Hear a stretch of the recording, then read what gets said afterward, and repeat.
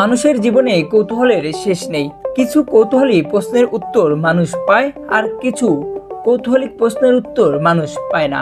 এসবের কিছু বিষয়ে বিজ্ঞান ও ধর্মে রয়েছে আলাদা আলাদা দৃষ্টিভঙ্গি। ঠিক তেমনই একটি বিষয় হলো মৃত্যুর সময় মানুষের মস্তিষ্কের অনুভূতি কেমন হয়। বিষয়টি নিয়ে গবেষণা করেছেন বিজ্ঞানীরা। তবে এর উত্তর পাওয়াটা আসলেই খুব সহজ নয়, কেননা মুমূর্ষু ব্যক্তিরা সাধারণত তাদের ওই সময়ের অভিজ্ঞতার প্রকৃতির পুরোপুরি স্মরণও প্রকাশ করতে পারে না। এছাড়াও বিষয়টি নিয়ে ধর্মেও ব্যাখ্যা আছে, তবে বিজ্ঞানীদের বিষয়টি নিয়ে আলাদা বিশ্লেষণও রয়েছে। বিজ্ঞানীদের দাবি, সম্প্রতি এক মুমূর্ষু ব্যক্তির মস্তিষ্কে পর্যবেক্ষণ করেছেন তারা। এ সময়ে ওই ব্যক্তির সাথে তাদের অভিজ্ঞতা বিনিময় হয়েছে। এসব পদক্ষেপের মাধ্যমে তারা প্রক্রিয়াটি বেশ ভালোভাবে পর্যবেক্ষণ করেছেন। তাদের এই গবেষণাপত্রটি 14 সেপ্টেম্বর রিসার্চেশন জার্নালে প্রকাশিত হয়েছে। জার্নালে আরও বলা হয়েছে, হৃদরোগে আক্রান্ত ব্যক্তিদের হৃদযন্ত্রের স্পন্দন 1 ঘন্টা বন্ধ থাকার পরেও তাদের মস্তিষ্কের নানা কার্যক্রম দেখা যায়।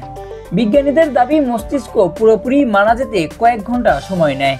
এ সময়ে অনেকের চোখের সামনে অতীত জীবনের স্মৃতি সামনে আসে। এ সময় কেউ আবার জীবন ফিরে পেলে সেসব অনুভূতি শেয়ার করতেও পারেন।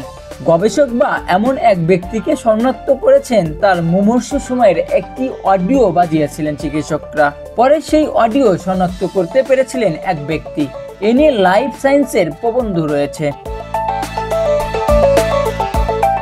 বিজ্ঞানীরা জানান, মৃত্যু পথযাত্রী সাধারণত এক ধরনের আনন্দ অনুভূতির মধ্য দিয়ে যান।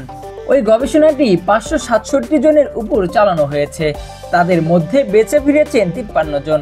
নিউ ইয়র্ক ল্যাগন হেলথের মেডিসিনের অধ্যাপক সাম পার্নিয়া বলেন, গবেষণায় অংশ নেওয়াদের মধ্যে 40% মানুষ তাদের চারপাশের ঘটে যাওয়ার ঘটনা অনুধাবন করতে পেরেছেন, তবে তারা তা স্মৃতিতে রাখতে পারেন না। এছাড়াও 20% তাদের মৃত্যুকালীন অনুভূতি কিছু পরিমাণে স্মরণ করতে পেরেছেন।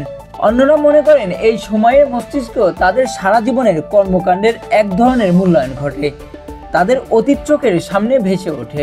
তিনি আরো বলেন, আমরা দেখেছি যে মৃত্যু পথযাত্রীর কানে কয়েকটি সহজ শব্দ শোনালে তারা সেগুলো শিখতেও পারেন। রাকিব আলী, দ্য রিপোর্ট.লাইভ।